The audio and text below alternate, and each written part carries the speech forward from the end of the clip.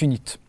Mais le pays qui manifeste le plus son soutien aux Palestiniens, c'est bien la République islamique d'Iran, qui, dès sa création, prend fait et cause pour le peuple palestinien.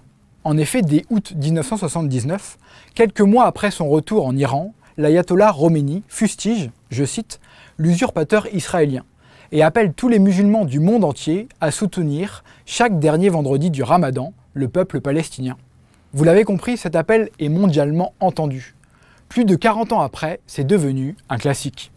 De plus, Téhéran apporte une aide monétaire et militaire, principalement voire exclusivement au Hamas, qui lutte plus violemment que l'autorité palestinienne contre Israël. En effet, et ça peut aider pour répondre à la question précédemment posée. Ce 12 mai, le Parlement iranien a voté la création d'une ambassade ou d'un consulat virtuel à Jérusalem. La Palestine n'étant pas un État reconnu par la communauté internationale, aucune nation n'a pu ouvrir d'ambassade en territoire palestinien. Il existe seulement des bureaux, à Ramallah notamment, ou des ambassades non résidentes, donc situées à l'étranger. Le ministère des Affaires étrangères a 6 mois pour lancer un projet qui n'est pas que symbolique. Certes, la création d'une ambassade à Jérusalem révèle plutôt du mythe. Par le passé, Oman et la Turquie d'Erdogan avaient exprimé ce désir sans le concrétiser. Mais là, l'Iran, et c'est une première pour le peuple palestinien, annonce une ambassade virtuelle, c'est-à-dire, concrètement, le lancement d'un site internet. Et c'est suffisamment rare pour être noté.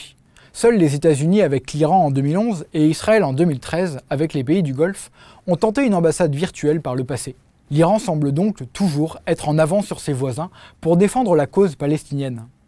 Si la première raison de ce soutien est sûrement la volonté d'exporter la révolution, la haine envers Israël de certains conservateurs iraniens en est indubitablement une autre. Outre les drapeaux même du Parlement, les slogans « À mort Israël » ont longtemps résonné en Iran. L'ancien président Ahmadinejad avait été clair sur cette question.